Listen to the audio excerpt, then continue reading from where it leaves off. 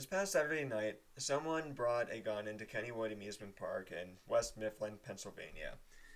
As far as we know now, three people have been shot.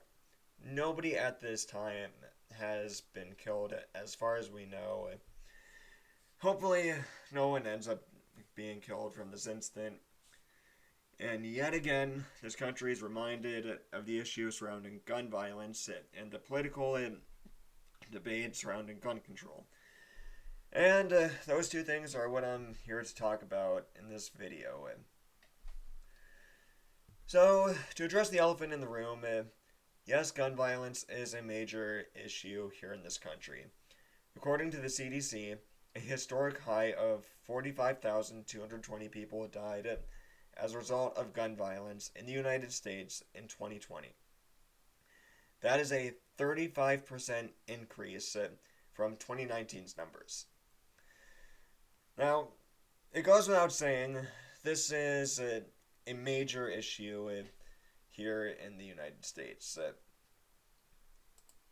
And this issue needs to be taken seriously. Now, everyone wants to talk about how to address the issue at hand. And many people fall into one of three sides.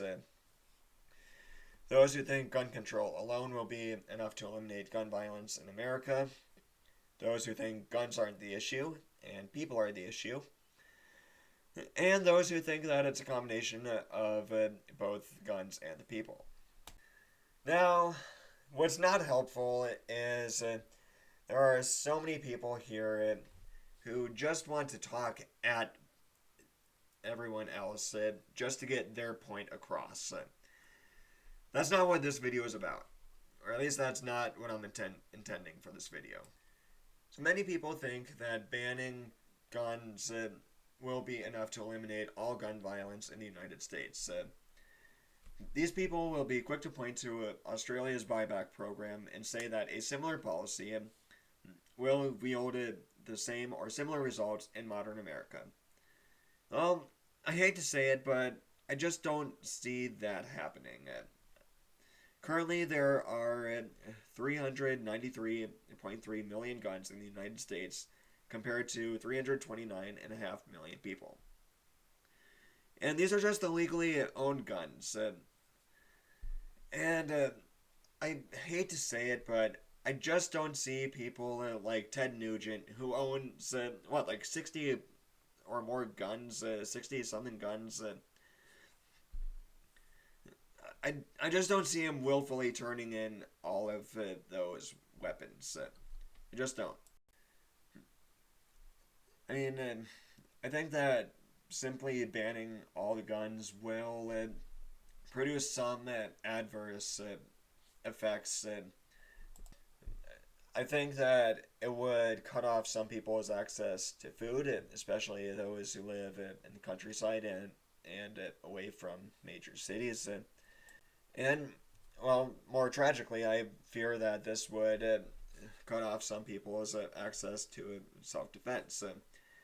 Here in the U.S., it takes the police an average of 10 minutes to address or to respond to an emergency situation.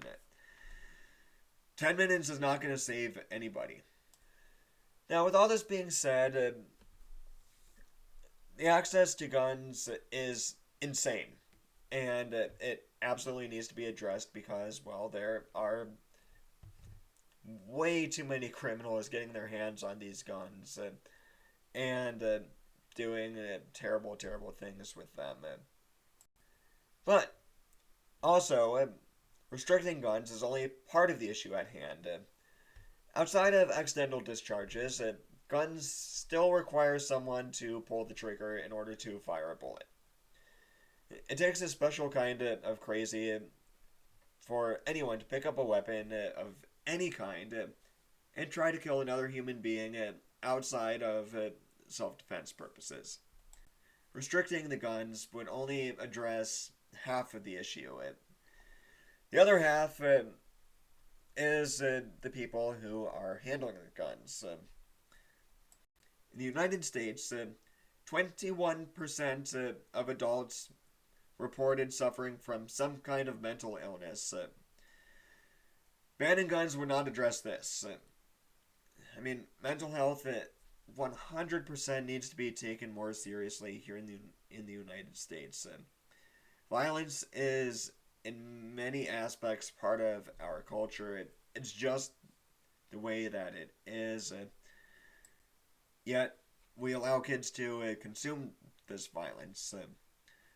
Violence is in music, it's in movies, video games, and corporal punishment, as well as other aspects of our culture.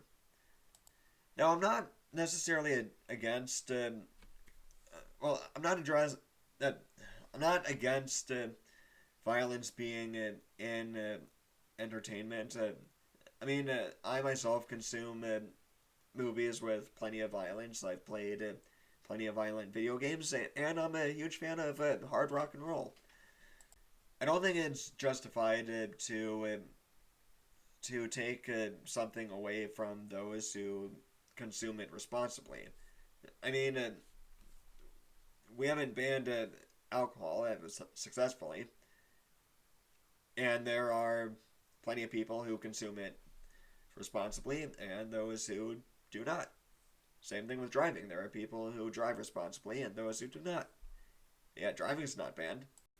Yet we want to address this differently when it comes to guns. At some point, you have to hold the people accountable. You have to, we have to do something in order to ensure that this country is mentally healthy. But how do we do this? How do we address the violence that's in our culture? Better parenting measures? Tighter age restrictions? Maybe. Now, despite everything that's been in the news and despite this video, the United States is still a safe country to visit. The media here are insane, especially with the way they cover issues like this. For crying out loud, the media makes it seem as though you're going to walk off the airplane and get shot. Now, if you're planning a visit to the United States and you're still afraid of visiting for things that you've seen in the media, I have a couple tips for you. One, research the place or places you plan on visiting. Like everywhere else in the world, there are some places that are safe and some that are not so safe. And where you will encounter most of the gun violence is in the areas that happen to be less safe. Also, avoid sketchy people. If it looks like somebody's up to no good, they probably are not. It's just best to avoid them if possible. And I can guarantee you one thing. These two stipulations will help you avoid a lot of trouble. Might not get you out of all situations, but most.